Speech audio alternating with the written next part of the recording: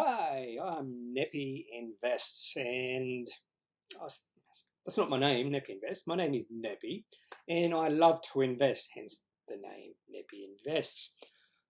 Today, first of all, before I get into the topic for today, I think it's good to be able to learn something each and every day, so we leave each day better off than we were when we started that day.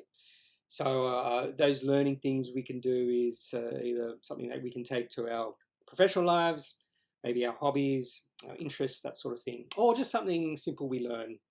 Like when you're off 12-hour night shifts, maybe don't try to cut your hair because something like this might happen. So I've got these hair clippers and I thought I'll just cut my hair, do a very quick job, and I forgot to put one of those guide combs in, so I just went to the shortest length, and once I did the first bit, I couldn't go back. I don't mind it. It's a different look, a bit of a change. I've never had my hair this short before. In fact, I'm not even sure you can call this hair because it's not much of a length. It's very prickly, and when I got out of the shower, after I cut my hair, had the fan on, and actually it was cool. It was surprising how cool it was with the air rushing, not rushing, but just coming through the hair. So a bit of a change for me, and I hope you've all learned something today. If you're watching this at the end of the day, if you're watching this Saturday, I hope you learned something for the rest of the day. On today's topic, so this is to do with what happened on 14th of September, which was a Monday. I was in between night shifts, so I was sleeping for most of the day. But we had two companies that I've been following. One was up substantially, which I actually do own, so I was lucky there. The other company I've been following, haven't invested in that company yet, but they were down substantially. And I'll go into the reasons why these two companies did what they did.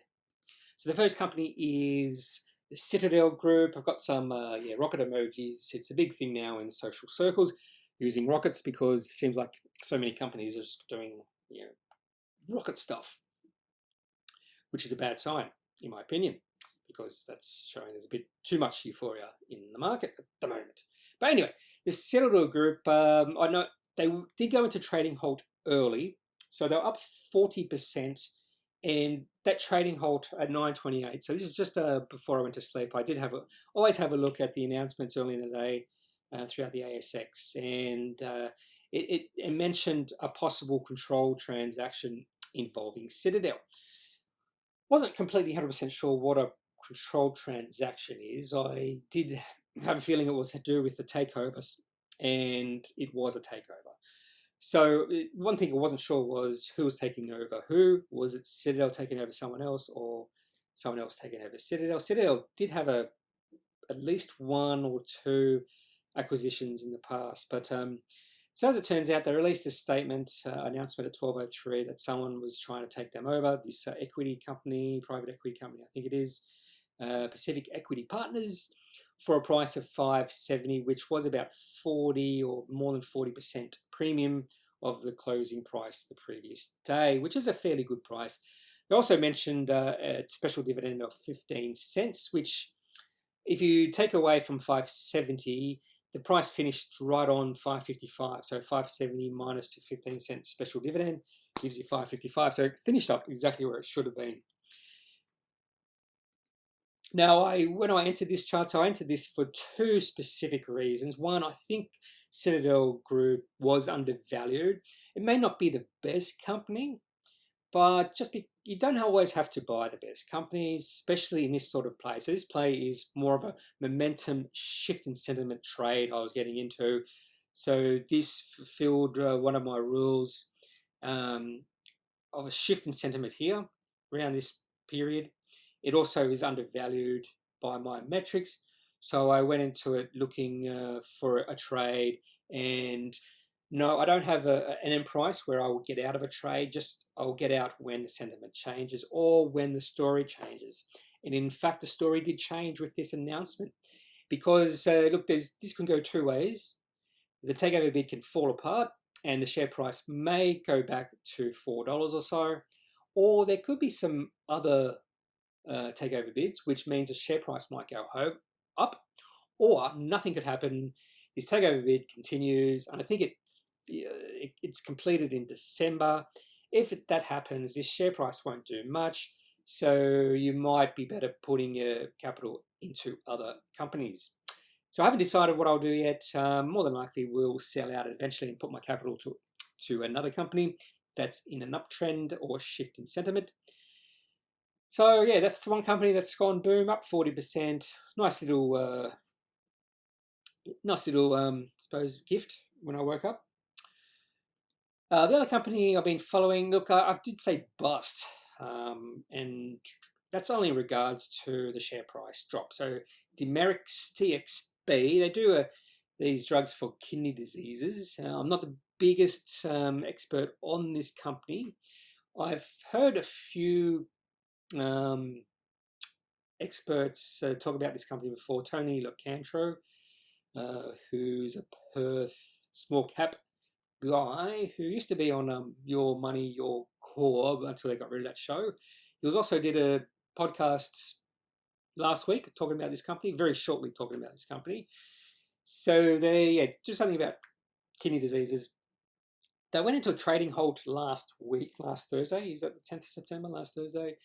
An announcement that there was some results into their phase 2 study of their kidney disease drug DMX 200. So as you could understand, I'd say shareholders were nervously excited about this sort of announcement because this could go two ways. If it's a very positive announcement, it could go up a fair bit. If it's a negative announcement, it may go back.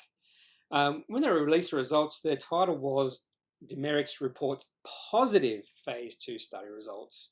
So they use positive, yet as you saw the previous slide, share price did drop over 60%. So I think this line I've got here in the announcement, no significant difference between treatment with DMX 200 and placebo across full patient cohort was the number one reason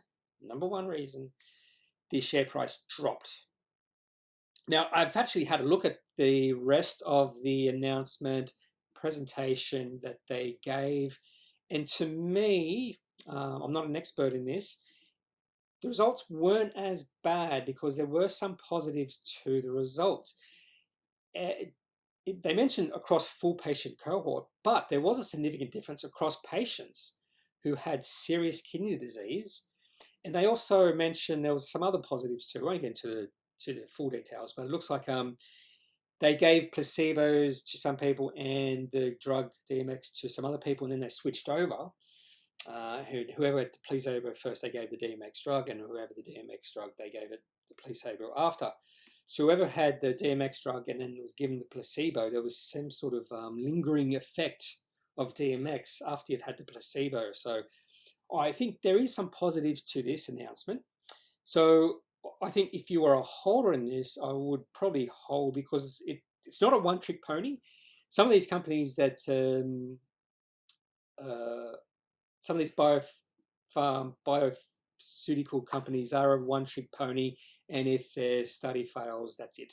So they have a few things going for them, and I wouldn't even call this a fail. I've seen other companies where it's been considered a fail, and through the next few years, they do bring a fair bit of value to the company. So I think patience with this company at the moment, if you do hold, and that's all I'll say.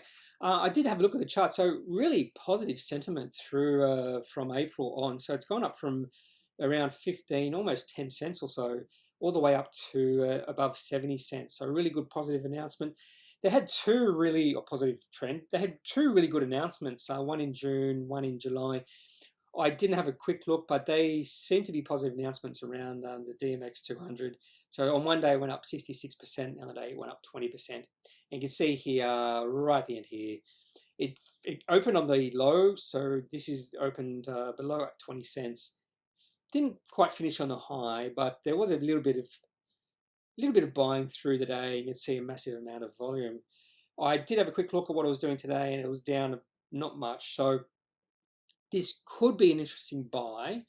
If it fell more towards, say, the levels that it was in April, March, that could be more of a buy. But well, obviously, but something to follow.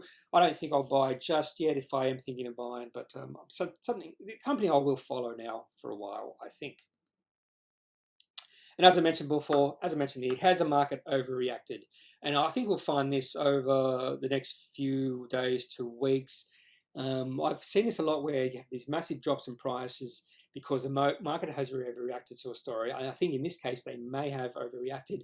And that's when you see some good positive uptrends can begin again. So that's it for Nippy's World. Nippy Invests, I mean. I'm still tired, so I haven't had any sleep after my night shift, so forgive me for that. But look, I'm not a financial advisor, so again, if you need professional advice, make sure you speak to a professional. Maybe one day I will become a professional and then we can speak about professional stuff. But the main reason I'm doing this is for fun. In fact, I do enjoy doing this. In fact, one of the reasons I really enjoy doing this is because I'm learning a lot about companies, more about companies that I thought I knew a little bit about. I'm learning more. So there is an added benefit for me for doing this. And the other thing the reason I'm doing this is just to get used to myself speaking and listening to myself speak and seeing myself on camera, because it is part of my job at work. So that's all for today. Hope you've enjoyed this scatterbrained video. I'm not going to edit it. I'm not going to do another one. So I've made some mistakes, but that's okay. It's all about learning. It's all about learning from your mistakes, and that's how you become a better person and a better YouTube video person. So see ya.